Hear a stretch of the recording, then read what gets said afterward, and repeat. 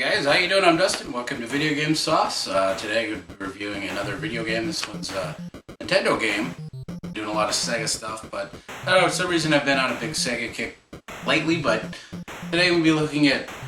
Today we'll be looking at Vindicators, made by Tengen. This is basically what it is. Why it's black like this is because Tengen made unlicensed Nintendo games, which is why it looks so strange. So I'll give you guys a closer look so you can kind of see what a Tengen cartridge looks like if you've never seen one. Cool. Alright, so let's take a look at it. Vindicators for the Nintendo, made by Tengen. Alrighty guys, well I did it again. Here's Vindicators, made by, like I said before, Tengen. It's pretty cool. It says, caution, do not store cartridge in very hot or cold places. Never hit or drop. Do not take apart. Do not touch connectors. Do not get them wet or dirty. Doing so may damage the game. Tengen seal of quality for play on Nintendo Entertainment System. That just screams poor translation. So I'll pop this in, give you guys a much better look at Vindicators.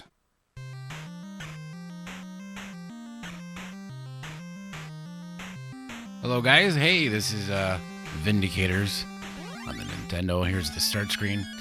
I like on this part you can pick Zone 1, 2, or 3. Of course I picked Zone 3 because you get a lot of extra when I say extra twice, you get extra power-ups such as tank speed, shot range, force field, and shot power. At first I like to check tank speed and shot range for the most part, and actually shot power is very good to have. I figured that out later in the game while playing through it, especially in hard mode. It's very important to have because you don't want to sit around having to shoot at tanks for too long. So basically, the way the game kind of handles is the up button moves you forward, back button moves you back, and left and right control your tank left and right. Pretty simple. Basically, you kind of make your way through like what looks like a I don't know what you call it. A war zone. I'm at a loss for words, but anyway, you try to get to the end of the level and find a key, and I believe at the end here I had to turn back, or if on hard mode you have to go through and kill all the enemies and then you get the key. That might be the case. I'm not exactly sure, but that's what I'm doing right here, driving my purple tank for, I don't know why it's purple, it's the Vikings purple. Go Vikings. Actually, can't go Vikings because they were horrible this year. Anyway, yeah, I like the colors of the game. It's very purple and orange. You know, of course, it's 8-bit. You got to pick your main colors when you're 8-bit, of course. But that's why I like 8-bit games. So yeah, there I found the key, made my way through the purple door, collect my power-ups and things like that. So I guess I can explain here. I'm again upgrading some of my customizations. I can customize my tank. Looks like I picked shot speed. I was quite sure I missed it. Going through here again. This is because I picked hard, I skipped a few levels and I'm going right to the boss, but this boss just destroys my face because the only reason I could figure out how to beat him really easily is just by laying into him with bombs. But of course he just obliterated me, no problem. On the game, basically your tank has fuel. It's not so much how you move, it's a time-based thing, so every few seconds or whatever, you start losing fuel. And of course, you have a shield, which basically means that for every so many hits, it takes away your shield. If you're drained down to 0 and you take enough shots, you die. And then also you have the stars, which you can use to customize your tank. As you can see here, I'm doing it again because I lost on the boss, and using that, you can really use that to your advantage. And I bought 20 bombs because I wanted to really try to destroy this boss. And I actually did it earlier, and I get through the boss, but then there's another part to where you go through and you have to go through a bunch more tanks and enemies and things like that. This guy, man, he was giving me a hard time. But, you know, I persevere. I'm going to press on there. Yeah, pretty much the button layout is B shoots your bombs. A shoots a regular bullet. Here I'm switching to medium. Medium difficulty. It only gives you, I believe, I missed it, 20 stars. Stars you can use to upgrade. Those little things there on the left, or I'm sorry, excuse me, on the right, are mines. You really don't want to run those over, but sometimes they're very difficult to maneuver around. There I just picked up a star. 1 star. I believe 1 star is like, I don't know. It's a star, basically. Yeah, and see, and I missed. I could not get around that mine without taking a bit of damage.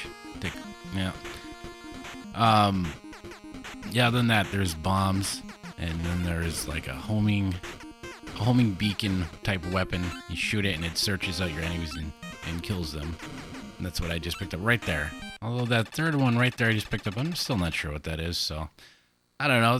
It's a pretty cool game. I mean, I got pretty lucky. I found it at a thrift store for $5, and then I also picked up another Tengen release, unlicensed cartridge called RBI Baseball, which I actually used some of the music from that for my intro. And I noticed that if you guys are paying attention, the intro on this episode, or video rather, episode, I'm not a TV show, but anyway, the intro on this video was different. I just like to fart around.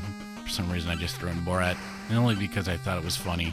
I find just goofy, inane, stupid crap funny, which is why the other intro I did with the weird faces was just, I thought it was hilarious, because it took me a while to make, and it was just really stupid looking, but I don't know, it makes me laugh, and that's why I do it. So I hope you guys enjoy things like that, just being dumb, and that's really my personality. And you make your way through that door, you shoot it. Here is a chamber where you have to, of course it says evacuate as soon as you can, because if you don't, then you basically lose a life, and that's no fun. So I got through there because I played through it. Actually, the first time I played through that, I was sitting there running around collecting things, and I even saw evacuate in the countdown timer. For some reason, I was like, oh, I got time, and I died and lost a life, of course.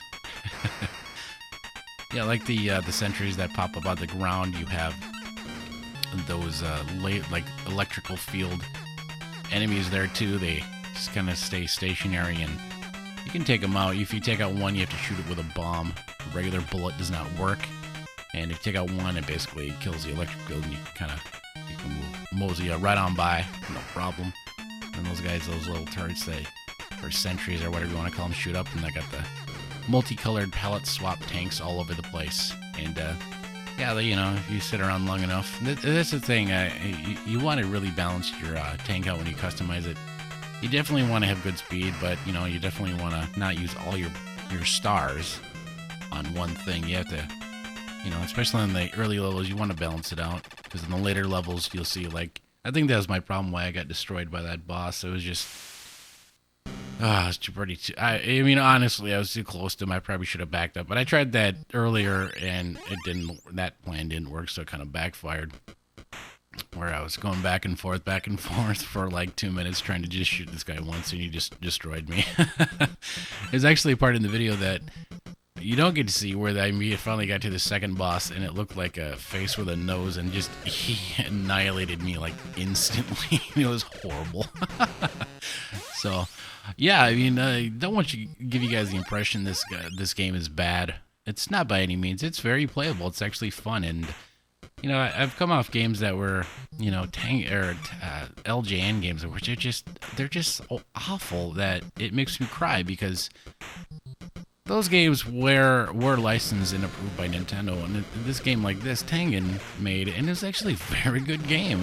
Kudos to Tengen. It actually played a couple other unlicensed Tengen releases, and they're actually very good, like I said. Hey guys, welcome back. Well, that was my look at Vindicators for Nintendo. Pretty good game. Considering it's an unlicensed title, I thought it'd be horrible, but it's actually playable. It's pretty good. Pretty good. I like where you can go through and upgrade your shot power and things like that. Pretty cool. Guys, thanks for watching the video here. I hope you enjoyed it. My name is Dustin. It's VideoGameSauce. Please remember to like, comment, subscribe, and all that good stuff. It really helps me out. So, have a good one, guys. See you next time. Alrighty.